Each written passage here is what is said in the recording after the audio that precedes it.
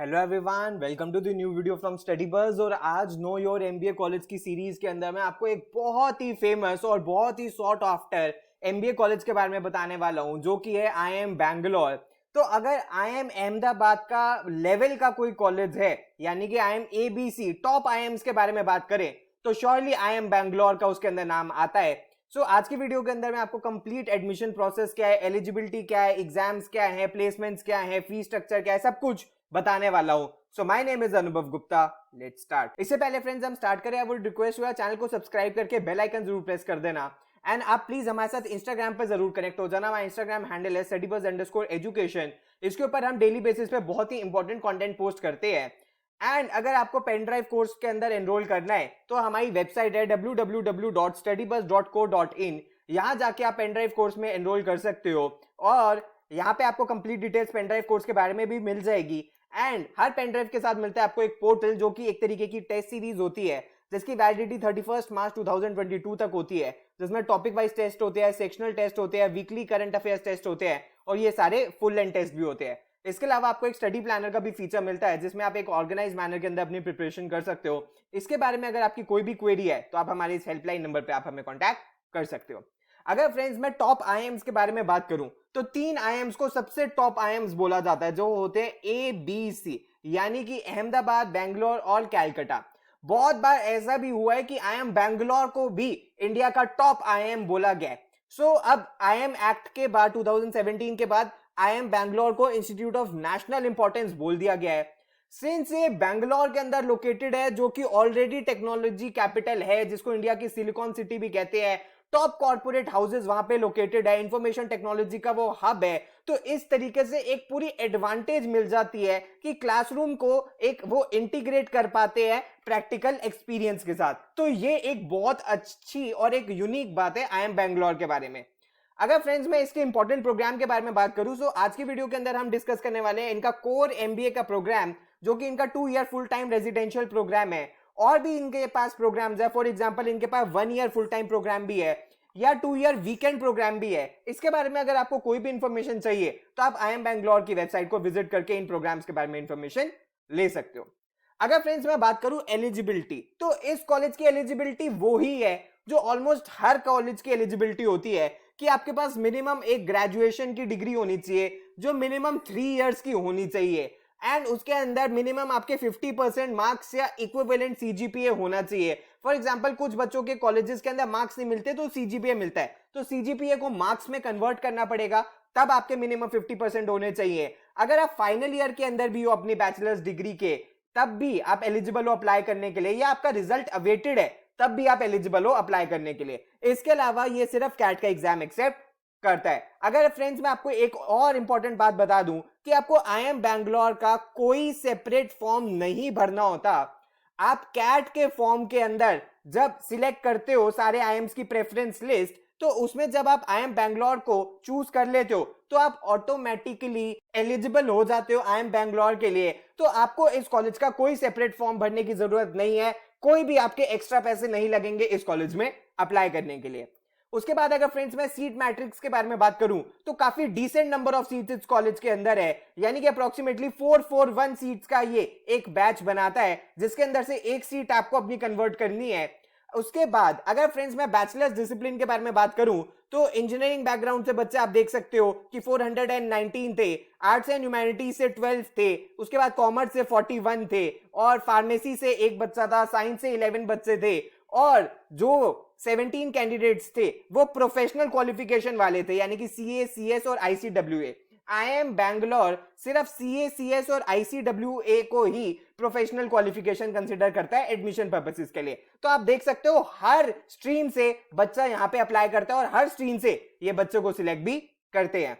उसके बाद अगर फ्रेंड्स मैं वर्कएक्स के बारे में बात करूं तो वर्कएक्स के अंदर हम देख सकते हैं कि नो वर्कएक्स वाले बच्चे 75 बच्चे थे, 1 से 12 मंथ्स वाले 78 थे, 13 मंथ से 24 मंथ्स वाले 147 थे, 25 मंथ से 36 मंथ्स वाले 114 थे, फिर 37 मंथ से 48 मंथ्स वाले 55 थे, और जिनका 4 साल से ज्यादा था वो 15 बच्चे थे। अप्रोक्सीमेटली 484 टोटल बच्चे थे, यानी कि जो 441 सीट्स थी इसके अंदर सुपर न्यूमरी सीट्स नहीं थी, जो और एडिशनल सीट्स कॉलेज के अंदर होती हैं, यानी कि टोटल बैच इसका 484 बच्चों का था, जिसके अंदर आप देख सकते हो कि जो एवरेज वर्क एक्स है वो अप्रोक्सीमेटली 2 इयर्स का था, लेकिन चाहे आपके पास वर्क एक्स है या नहीं है, हर बच्चों को ये सिलेक्ट करता है अपने बैच के अंदर।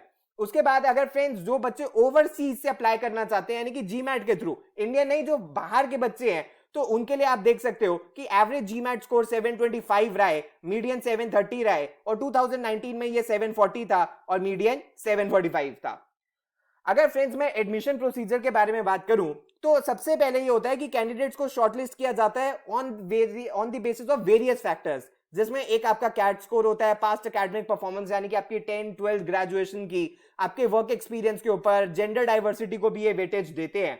उसके बाद बच्चों को नेक्स्ट राउंड के लिए बुलाया जाता है जिसमें रिटन एबिलिटी टेस्ट होता है और पर्सनल इंटरव्यू होता है, एंड फिर उसके बाद फाइनल सिलेक्शन ये करते हैं। फाइनल सिलेक्शन के अंदर ये एक फाइनल कॉम्पोजिट स्कोर बनाते हैं, उसके अंदर क्या क्या वेटेज रहती है अभी मैं आपको आगे वीडियो के अंदर बताऊंगा। अगर फ्रेंड्स मैं मिनिमम कट ऑफ के बारे में बात करूं, मिनिमम कट ऑफ क्या है कि इतनी बेयर मिनिमम आपकी कट ऑफ होनी चाहिए, ये फाइनल कट ऑफ नहीं है। फॉर एग्जाम्पल अगर आप इंस्टीट्यूट की फाइनल कट ऑफ मैच कर जाते हो, लेकिन अगर आपकी सेक्शनल कट ऑफ मैच नहीं हुई तो आपको IIM बैंगलोर से कॉल नहीं आएगी। तो ये कैटेगरी वाइज आपकी स्क्रीन के सामने बेयर मिनिमम कट ऑफ्स हैं, जो फाइनल कट ऑफ्स होती है मैं अभी आपको आगे वीडियो के अंदर बताऊंगा। उसके बाद अगर फ्रेंड्स 10th एंड 12th के मार्क्स को ये कैसे कंसीडर करते हैं कि percentage of marks scored in 10th and 12th boards are initially adjusted by dividing each such score by 90th percentile score obtained in that board. The database of 10th and 12th scores of all CAT applicants of the past 2 years is used for identifying the 90th percentile of each 10th and 12th board for this purpose. तो इस तरीके से वो पता करते हैं कि 90th percentile क्या है, उसके बेसिस पे ये 10th and 12th के मार्क्स को वेटेज देते हैं। उसके बाद फ्रेंड्स अगर मैं वर्क एक्स के बारे में बताऊं तो किसी का वर्क एक्स अगर 0 मंथ से लेके 36 मंथ्स तक का है तो उसके लिए ये वाला फॉर्मूला लगता है, और अगर किसी का 36 मंथ से ज्यादा का है तो उसको 8 मार्क्स या 8 पॉइंटर्स देते हैं। उसके बाद एक चीज को लेके ये बहुत पर्टिकुलर है, वो है आपका वर्क एक्सपीरियंस। ये कंप्लीट डिटेल्स आपके वर्क एक्स के बारे में मांगेंगे, आपने कहां पे जॉब करी थी, आप किसको रिपोर्ट करते थे, आपकी जॉब रिस्पॉन्सिबिलिटीज क्या है और बाकी सारी चीजें भी। अगर कोई बच्चा यहां पे लाई करता है या झूठ बोलता है वर्क एक्स के अंदर और वो पकड़ा जाता है तो उसका टर्मिनेशन भी कॉलेज से हो सकता है। उसके बाद अगर फ्रेंड्स मैं बताऊं कि फाइनल कॉम्पोजिट स्कोर कैसे बनता है, तो फाइनल कॉम्पोजिट स्कोर में कैट के मार्क्स को दी जाती है 25% वेटेज, 10th के मार्क्स को दी जाती है 10% वेटेज, क्लास 12th के मार्क्स को दी जाती है 5% वेटेज, बैचलर्स डिग्री को 10%, वर्क एक्स को 10%, वैट को 10%, एंड मैसिव वेटेज जो दी जाती है वो पर्सनल इंटरव्यू को दी जाती है जो कि होती है 30% वेटेज। इसके बाद एक फाइनल कॉम्पोजिट स्कोर बनता है जिसके ऊपर एक फाइनल सिलेक्शन लिस्ट बनती है जिसके बेसिस पे बच्चों को एडमिशंस। तो फ्रेंड्स अगर हम फी स्ट्रक्चर और कट ऑफ के बारे में बात करें तो इस कॉलेज का फी स्ट्रक्चर क्या है, जो इनका 2 ईयर का फुल टाइम प्रोग्राम है उसकी जो फीस है वो समवेयर अराउंड 23 लाख रुपीज है, और मिसलेनियस एक्सपेंसेस जो हैं वो 3 to 4 लाख रुपीज है। लेकिन एक चीज बहुत अच्छी IIM बैंगलोर के बारे में कि वो स्कॉलरशिप प्रोवाइड करता है needy and financially week students को, तो यानी कि जिनकी फैमिली इनकम 8 लाख से कम है वो यहाँ पे स्कॉलरशिप अप्लाई कर सकते हैं। फिर इंस्टीट्यूट का डिस्क्रिशन है कि वो उनको कितनी स्कॉलरशिप देगा। अब फ्रेंड्स अगर मैं कट ऑफ के बारे में बात करूं तो कुछ लोग कहते हैं कि 99.9 है, कुछ लोग कहते हैं 99.5 है, ऐसा नहीं है। कट ऑफ बहुत सारे फैक्टर्स पे डिटरमाइन करती है। सो जितनी आपकी डाइवर्स फील्ड होगी उतनी ही कट ऑफ आपके लिए कम रहेगी। और फॉर एग्जांपल आपकी कट ऑफ अगर आपकी स्ट्रीम ऐसी है जहां से मैक्सिमम बच्चे अप्लाई करते हैं तो आपके लिए कट ऑफ ज्यादा रहेगी।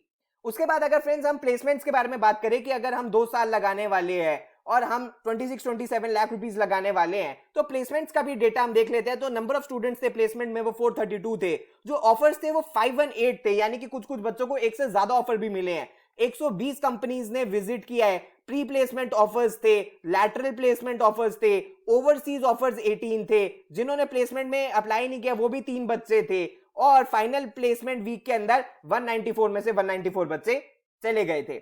उसके बाद अगर फ्रेंड्स हम फाइनल प्लेसमेंट्स के बारे में बात करें सेक्टर वाइज के अंदर तो बिजनेस एनालिटिक्स में 3% बच्चे थे, कॉर्पोरेट एंड फाइनेंस के अंदर 10% थे, ई कॉमर्स में 7% थे, जनरल मैनेजमेंट में 13% थे, इंफॉर्मेशन टेक्नोलॉजी में 14% थे, मैक्सिमम मैनेजमेंट कंसल्टेंसी के अंदर गए थे जो 37% बच्चे थे, मार्केटिंग एंड सेल्स के अंदर 11% थे, ऑपरेशंस के अंदर 3% थे और रिटेल के अंदर 2% थे। अगर फ्रेंड्स मैं फाइनल प्लेसमेंट्स के बारे में बात करूं तो जो मीडियन सैलरी थी वो थी आपकी 25 लाख रुपीस, जो एवरेज सैलरी थी वो थी 26.18 लाख रुपीस, और अगर हम ओवरसीज कॉम्पनसेशन के बारे में बात करें तो मीडियन सैलरी थी 26 लाख रुपीस और जो एवरेज सैलरी थी वो थी 32 लाख रुपीस। तो फ्रेंड्स ये सब कुछ था इंडिया के one of the best MBA college के बारे में जो है IIM बैंगलोर। आई होप अब आपको कंप्लीट क्लैरिटी IIM बैंगलोर के बारे में हो गई है। प्लीज हमारे साथ इंस्टाग्राम पर जरूर कनेक्ट हो जाना। अगर आपको पेनड्राइव कोर्स में एनरोल करना है तो ये हमारी वेबसाइट है, और अगर आपका कोई डाउट है तो आप हमें व्हाट्सएप या ईमेल भी कर सकते हो। So thanks a lot friends, all the best, God bless you.